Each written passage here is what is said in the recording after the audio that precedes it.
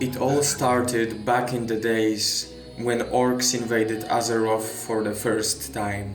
The king was assassinated, Stormwind had fallen. Orcs did not show mercy. Human blood flooded the streets. Only a handful of survivors managed to escape. They fled north to the kingdom of Lordaeron. But they were not done fighting. They gathered all who wanted to listen and told them about the monsters that attacked Stormwind. An alliance was formed, and together they began preparations for the Second War. Orcs were a powerful enemy on their own, and now rumor was that Gul'dan found a way to raise dead soldiers to fight alongside the Horde. Alliance needed a super soldier of their own to match the Death Knights in battle. They came to conclusion that there were only two things that orcs feared: the elite warriors of Brotherhood of the Horse and the holy power of the light. The idea of Paladin was born, an elite soldier that would wield the holy light with the same expertise as he swings his sword. Archbishop Alonsus was the one to come up with that idea, and he already had the perfect candidate for the first Paladin in his mind: his student, Uther, later known as the Lightbringer. Uther was a skilled knight with great devotion to the Holy Light. That's why Archbishop chose him to be the first among Paladins. Together they founded Order of the Silver Hand and trained army of Paladins that would clash in battle with forces of the Horde. The warriors of the light stood in the first lines and led the alliance to victory. The orcs were banished from the lands of eastern kingdoms, and Paladins split up to spread the holy light and help those in need around the world. Let me tell you a tale about honor and friendship, a tale that will show you what being a paladin really means. Tyrion was one of the first to join the Order of the Silver Hand. Together with Uther the Lightbringer and 3 other paladins, they were the first ones to pledge their lives to serve and protect the people of Azeroth. During the Second War, Tyrion fought bravely and brought doom upon countless orcs and Death Knights. He was the embodiment of retribution. After the war, he was rewarded with generosity for his heroic deeds. He was made a lord, and he ruled vast and rich lands that are known these days as Western Plaguelands. But nothing that's good lasts forever. The peace was coming to an end, and the Third War was about to break out between Alliance and the orcs that broke out of the camps where they were held as prisoners after the Second War. The orders were given that any orc should be killed on sight. That's why when Tyrion saw one of those beasts while patrolling his lands, he immediately drew his weapon. Tyrion was well in his 50s, but his legendary fighting skills did not fade. They clashed in battle. Tyrion's sword slashed the air around the orc with the speed of the light itself, and finally it reached the orc's leg. Tyrion watched as his foe falls to the ground, but he did not finish him.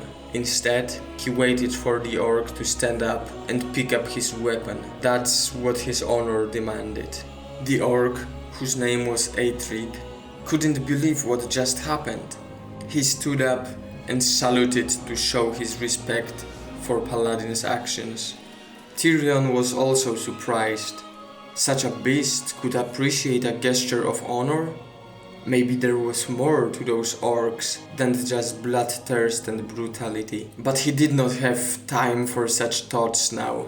He had his orders, and those said that he needs to slay the orc. Once again, they clashed their weapons.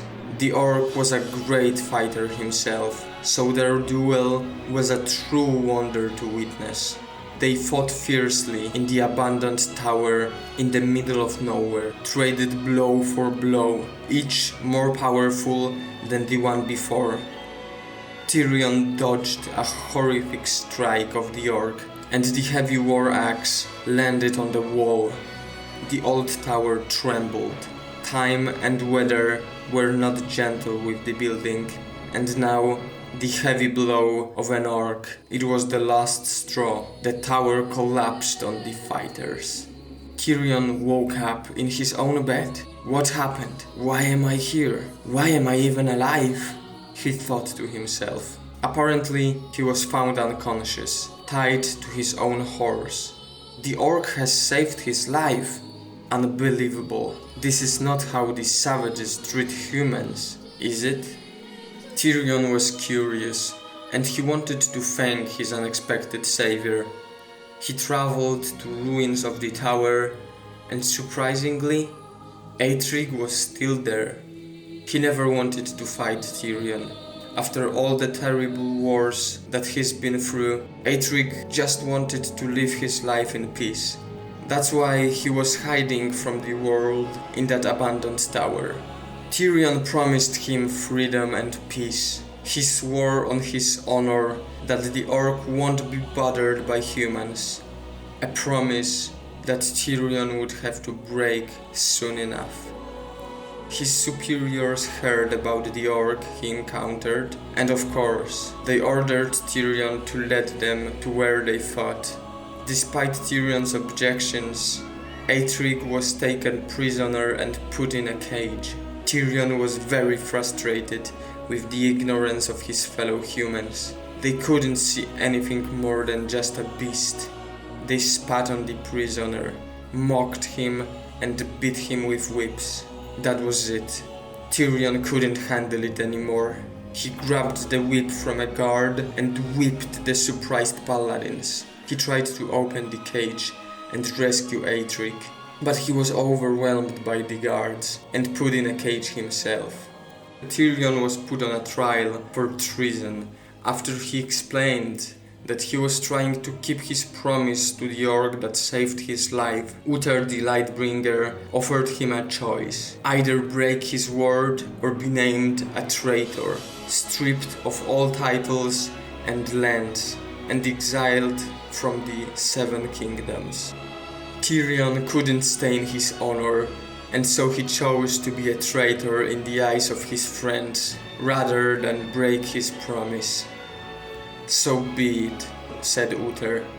He raised his hands, and suddenly Tyrion felt as the holy light lifts his body. Guards took his weapon and armor. He felt naked and powerless, like never before. He left the town with one thought in his head. He had to keep his promise to Aethric. He had to free him. On the day of the execution, Tyrion sneaked into the city, and right as the axe was about to fall on Aethric's neck, he jumped to the rescue. He didn't even need a proper weapon to make a quick work of the guards and rescue his friend. He got the orc out of the city and laid him down on the soft ground of a forest. But the orc did not make it. He was beaten and tortured for the past couple of days.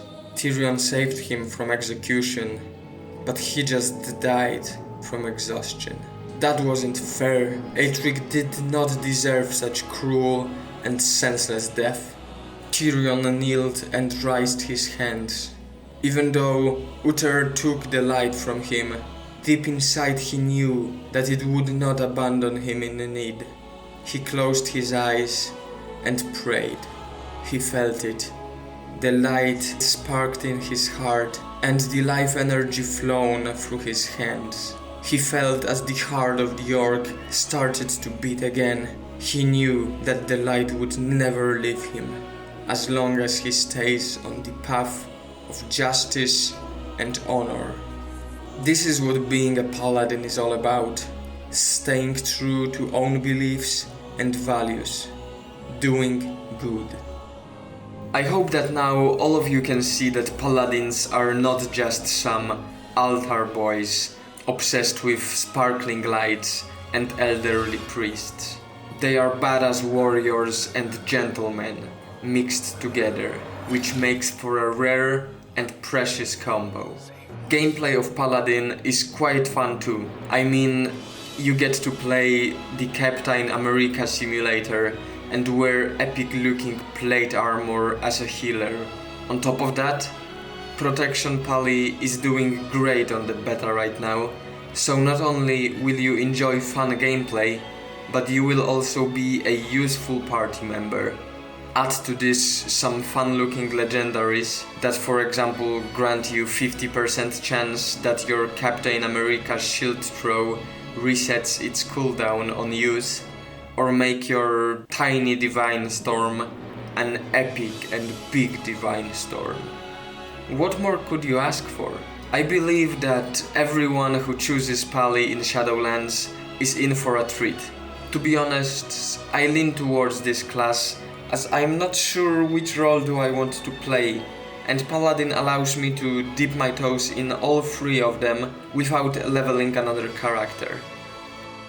I hope you enjoyed this video and that you learned something new about the beautiful lore of Warcraft. Thank you very much for watching and see you soon.